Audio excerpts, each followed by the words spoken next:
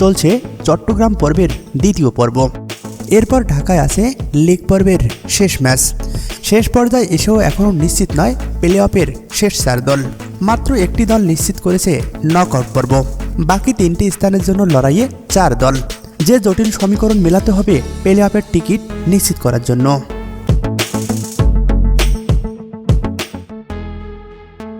দুই শহরে বাকি 3 দিনে 6 ম্যাচ। জমে উঠেছে বিপিএলের শেষ পর্বের উত্তেজনা। একমাত্র রংপুর রাইডার্স নিশ্চিত করেছে প্লে অফের খেলা। টানা 7 জয়ের পরও নিশ্চিত হয়নি সেটা প্রথম কোয়ালিফায়ার নাকি এলিমিনেটর। নকআউট পর্বের বাকি 3টি স্থানের জন্য লড়াইয়ে 4 দল। পয়েন্ট টেবিলও বলছে সবারে সম্ভাবনা আছে। কুমিল্লা বরিশাল কিছুটা এগিয়ে।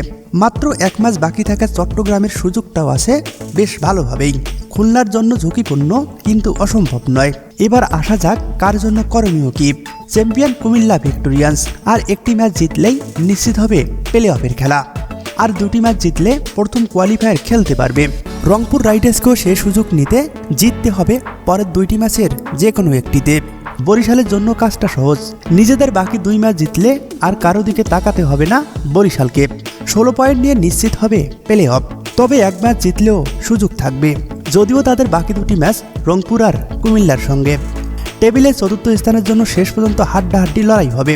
চট্টগ্রাম ও খুলনা যার দাবিদার। এই 2 দলের মধ্যে লড়াই হবে বাকি অংশে। চট্টগ্রাম 2 পয়েন্টে এগিয়ে, খুলনার চেয়ে অ্যাডভান্টেজ। তাই খুলনার কাজটা চট্টগ্রাম ও সিলেটের বিপক্ষে অবশ্যই জেতা।